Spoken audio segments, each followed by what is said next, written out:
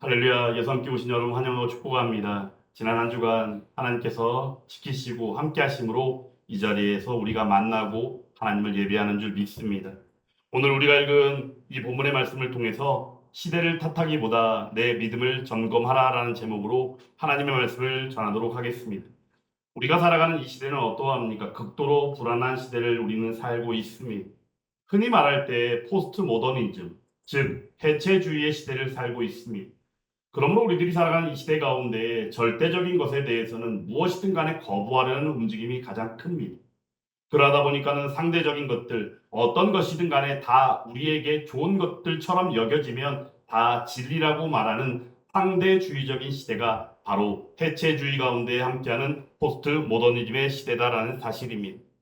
그러므로 말미암아 도덕을 바라보는 그 기준도 무너지게 되었고 사랑은 식어짐은 물론이거니와 진리를 향한 열망조차도 무너져버린 시대입니다. 그런데 중요한 것은 믿음이 있다는 사람들조차도 말하는 게 이런 식이 되어버렸습니다. 요즘 세상이 너무 약해서 신앙생활하는 게 너무 힘든 것 같아요.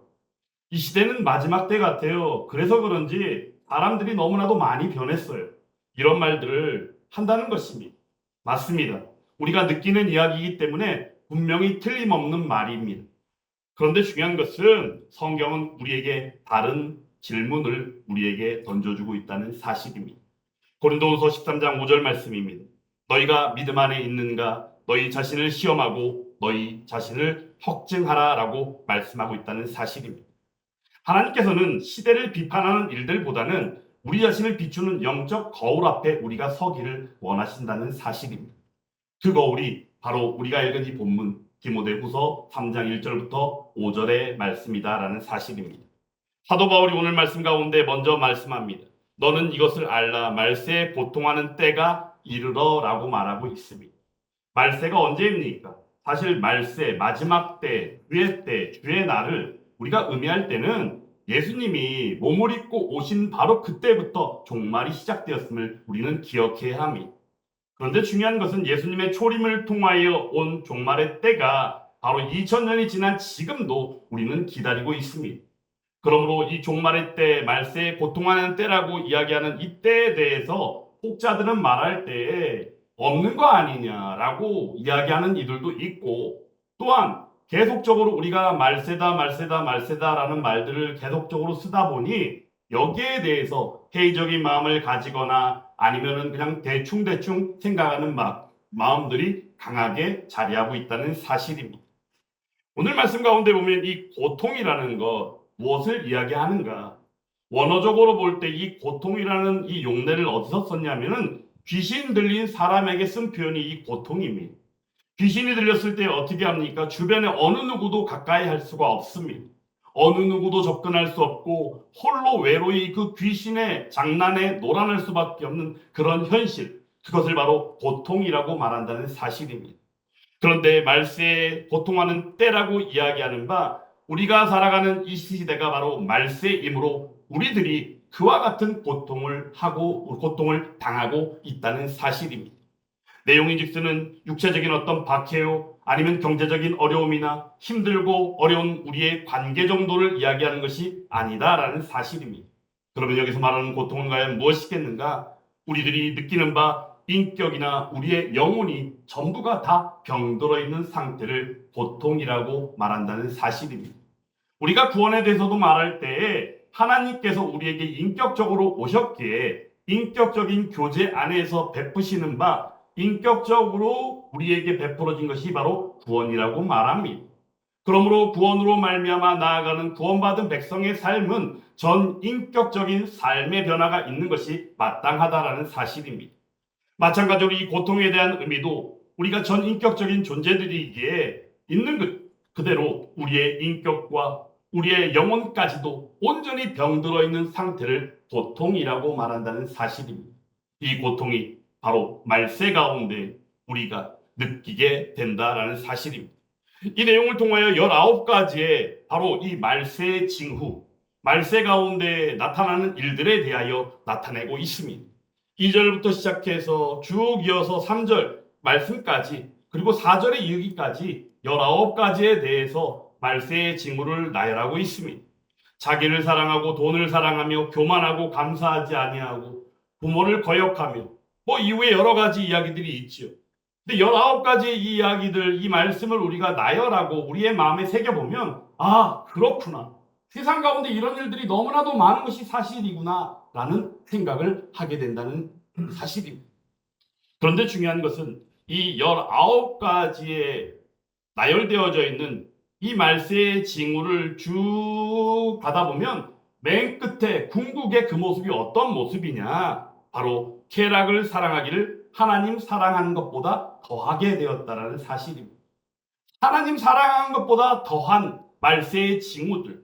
그러므로 하나님 사랑보다는 말세 가운데 나타난 이러한 징후들이 결국에는 바로 고통으로 우리에게 자리하게 됐다는 사실입니다. 이 징후들은 무엇입니까? 우리가 볼 때 단순하게 도덕적인 일탈이고 윤리적으로나 양심적으로 뭔가 문제가 있는 것처럼 여겨지는 그 정도일까요? 아니라는 것입니다. 방금 전에 여러분들에게 말씀드린 것처럼 하나님과의 관계가 완전히 무너져버린 상태에서 나타나는 바로 사망의 열매가 바로 그러하다라는 사실입니다. 그러므로 말세의 본질은 바로 무엇이냐? 하나님이 없이 살아가는 우리 스스로의 자화상일 수 있음을 우리는 기억해야 합니다. 어떤 목사님이 계셨습니다. 수십 년 목회를 하신 것 같아요. 이 목사님이 어느 순간부터 깊은 회의를 갖기 시작했습니다.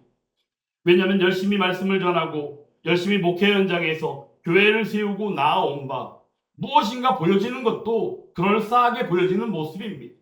그러므로 주변에 있는 이들도조차도 훌륭하다, 뭔가 이룬 것처럼 칭찬하기도 하고 좋은 소리들을 들었던 목사님입니다. 그런데 이 목사님이 어느 순간 마음의 해이를 느끼기 시작했습니다. 그리고는 가지는 마음이 이런 마음을 가졌다고 합니다. 왜 교회는 점점 힘을 잃어가고 있는가? 왜 사람들은 말씀을 전해도 감동을 받지 못하는가? 그리고 왜 말씀이 더 이상 우리에게 울림이 없는가라는 마음의 회의를 가지게 되었다는 사실입니다. 그리고는 그가 가지는 그 탓함이 바로 무엇이느냐? 요즘 시대가 문제다라고 말했다는 사실입니다. 그러므로 하는 말이 예전 같지 않아. 예전에는 말씀만 전해도 다들 아멘으로 화답하며 은혜가 풍성한 예배의 자리였는데 이제는 그러하기보다는 뭔가 눈에 보이는 것에 치중하고 그런 모습으로 나아가니 우리의 예배가 이럴 수밖에 없는 거 아니야. 우리 교회들이 이럴 수밖에 없는 거 아니야. 이런 식으로 탓을 했다는 것입니다. 그런데 어느 날 기도하는 가운데 마음에 울리는 하나님 말씀이 떠올랐습니다. 그 말씀이 바로 무엇이냐? 방금 전에 여러분들에게 읽어드렸던 고린도후서 13장 5절의 말씀이었다는 사실입니다. 다시 한번 읽어드리겠습니다. 너희가 믿음 안에 있는가? 너희 자신을 시험하고 너희 자신을 확증하라. 아멘. 이 순간 이 목사님은 자신을 돌아보기 시작했습니다. 그리고는 마음에 느끼기 시작했습니다. 내가 지금까지 계속하여 하나님 말씀을 전하긴 하였지만 내가 그 말씀을 진정 살아내고 있는가에 대해서는 생각해보지 않았던 것입니다. 그저 그 자신은 열심히 살았을 뿐, 그렇게 살아왔기에 또한 열심히 그렇게 동일하게 살아왔을 뿐 거기에 대해서는 미처 생각하지 못했다는 것을 그 자신이 깨닫게 되었다는 사실입니다. 그리고 나서 그는 때마다 나아가 기도하기 시작했습니다. 어떤 기도를 했을까요? 오 주님, 이 시대가 제 아무리 어둡다 하여도 먼저 저의 심령을 깨워 분별하게 하여 주옵소서. 이렇게 기도하며 하나님 앞에 회개했다는 이야기가 있습니다. 사랑하는 여러분, 오늘 말씀 가운데 이 19가지의 말세의 징후 가운데 하나님 사랑하는 것보다 더 앞세우는 일들이 결국에는 사망의 열매로 맺어지는 것들을 말세에 고통하는 때 가운데 우리가 지금 살아가는 이 순간 느끼고 또한 경험하고 있다는 사실입니다. 이 목사님의 고백처럼 우리가 바라볼 때 오늘 말씀 가운데 이 5절의 말씀을 경고의 메시지로 받고 또한 우리들이 말씀 통하여 믿음을 점검하고 나아가는 저와 여러분들이 되어야 한다는 사실입니다. 그러므로 5절의 말씀을 다시 한번 같이 한번 읽어보겠습니다. 경건의 모양은 있으나 경건의 능력은 부인하니 이 같은 자들에게서 내가 돌아서라. 아멘. 이 한 구절의 말씀은 너무나도 단호한 영적 진단을 하라는 말씀임을 우리는 기억해야 합니다. 겉으로는 우리는 어떻게 합니까? 예배를 드립니다. 그리고 기도합니다. 그런데 중요한 것은 우리의 속은 어때요? 메말라 있는 상태다라는 사실이. 말씀을 받을 때도 머리로는 받아들인데 우리의 마음은 늘 그 자리에 그냥 있다는 것입니다. 교회 출석을 하지만 하나님을 전적으로 신뢰하는 믿음의 모습은 온데간데 없고 주변의 사람들을 바라보는 게 우리의 일상이 되어버렸다는 사실. 그런 가운데 우리는 또한 어떠합니까? 입술로는 복음을 말합니다. 주의 사랑을 말합니다. 내가 받은 은혜에 대하여 나아가 전하려 합니다. 하지만 중요한 것은 우리가 전하는 현장에서조차도 여전히 세상의 가치관 가운데 휘둘리고 있다는 사실입니다. 세상이 이러한데 이렇게 해서 되겠어? 이런 생각을 가진다는 사실입니다. 저는 하나님의 말씀을 전할 때마다 늘 가지는 마음이 무엇이냐? 특별히 작은 예수가 되라는 표현에 대해서 저는 별로 좋아하지 않는 목회자입니다. 이유는 바로 무엇이냐? 우리는 제 아무리 애를 쓰고 제 아무리 노력을 해도 우리가 예수님이 될 수는 없기 때문입니다. 그러므로 그 표현을 통하여 어찌 보면 인간의 교만한 마음이나 잘못된 마음을 일으키는 어느 순간에 이를 수 있음을 저는 잘 알기 때문입니다. 그래서 작은 예수라는 표현이 아니라 하나님의 말씀을 통하여 본 바, 온전히 우리에게 주신 바 그 건전한 표현이 바로 무엇이겠습니까? 예수를 닮아가는 것. 그러므로 예수님을 닮아가는 것, 얼마나 우리에게 중요한 일이겠습니까? 그러므로 예수님을 닮아가는 그러한 일들 가운데에서 오늘 이 경건이라는 이 말씀의 의미를 온전히 새기며 나아가는 저와 여러분들이 되었으면 좋겠습니다. 그러면 여기서 말하는 이 경건이라는 것이 바로 무엇이냐? 사실 이 경건이라는 것이 원어 성경의 헬라어로 유세베이오라는 표현을 썼습니다. 근데 이 뜻이 바로 무엇이냐? 하나님을 믿는 믿음이라는 곳에서도 같은 표현을 썼다는 사실입니다. 그러면 하나님을 믿는 믿음에서도 이런 표현을 썼는데 오늘 말씀 가운데서 쓴 이 경건이라는 표현은 과연 무엇이겠는가? 바로 하나님을 믿는 믿음이 외형적으로 우리의 삶으로 나타나는 것이 바로 경건임을 우리에게 알게 한다는 사실입니다. 그러므로 우리들은 기억해야 합니다. 칼빈조차도 기독교 강해를 통하여 이야기할 때에 무엇을 말합니까? 바로 믿음은 행함, 삶과 늘 같이 해야 된다라고 말했다는 사실입니다. 그런데 우리들은 어떠합니까? 자꾸 분리시키고 떨어뜨려 생각하려고 한다는 사실입니다. 그리고 우리의 지식으로는 뭔가 위대하고 대단하고 세련돼 보이는 것처럼 그렇지만 우리의 마음은 메마르거나 아니면 우리의 살아가는 삶은 엉망인 경우가 너무나도 많다라는 사실입니다. 그러므로 오늘 사도 바울은 우리에게 단호하게 권면하고 있습니다. 어떻게? 이 같은 자들에게서 네가 돌아서라라고 말씀하고 있다는 사실입니다. 돌아선다는 것은 바로 무엇입니까? 온전히 벗어나는 것을 말합니다. 바로 말세 가운데 고통하는 때에 19가지의 징후 가운데 휘둘리는 이러한 모습에서 벗어나라는 것입니다. 그러면 말을 바꾸면 바로 무엇일까요? 영적으로 분별하며 나아가라라고 말씀하고 있다는 사실입니다. 사실 이 시대를 살아가면서 우리는 너무나도 많은 이단과 사이비들을 접합니다. 이단과 사이비에 넘어가 있는 영혼들을 바라보면 너무나도 안타깝고 속상합니다.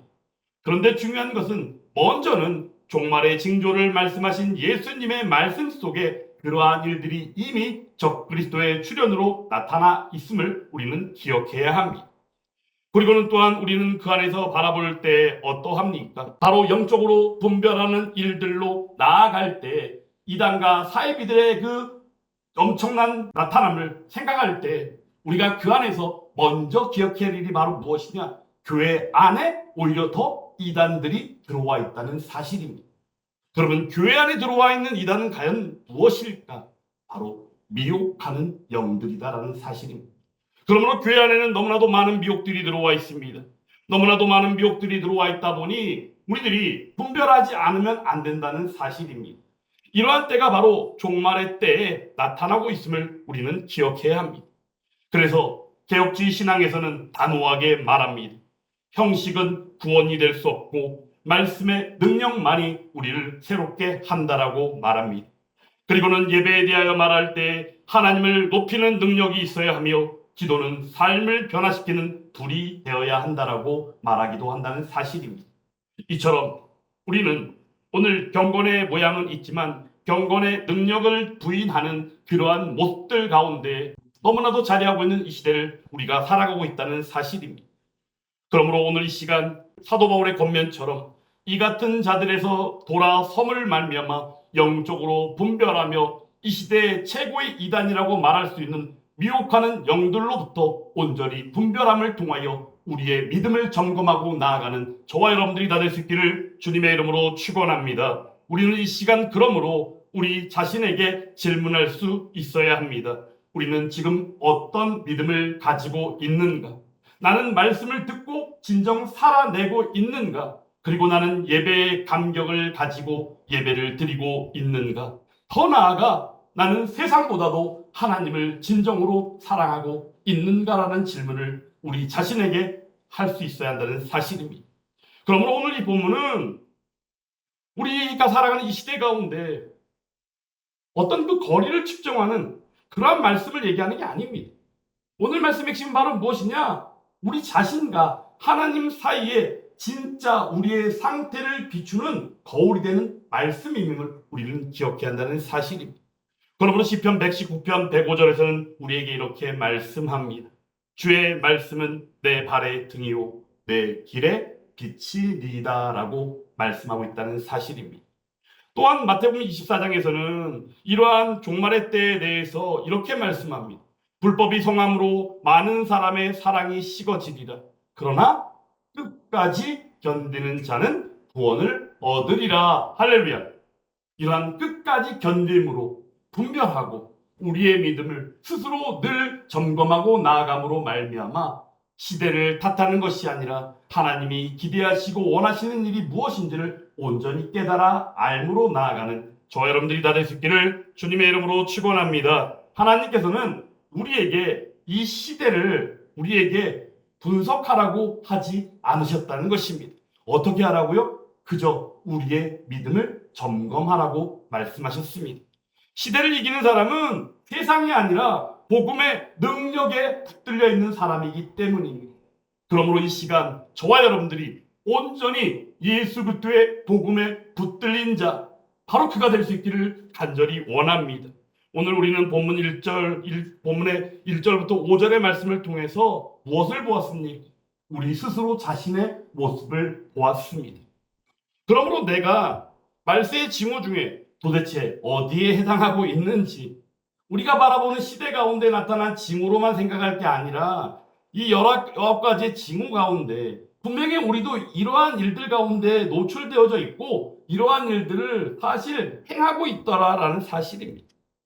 그러므로 이 안에서 우리는 경건의 능력이 경건의 모양이 아닌 경건의 능력이 진정으로 살아있는 삶을 살고 있는지 스스로 돌아볼 수 있는 은혜의 시간이 될 수 있기를 간절히 원합니다.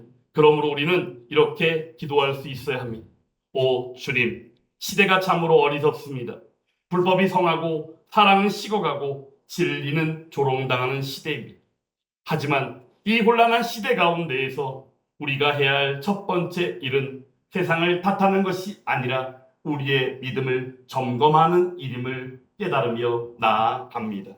주님이시여 우리에게 다시금 말씀의 능력으로 함께하여 주시오며 경건의 모양이 아닌 경건의 실제 가운데 함께하는 행하는 삶으로 역사하여 주시옵소서. 성령의 불로 타오르게 하시며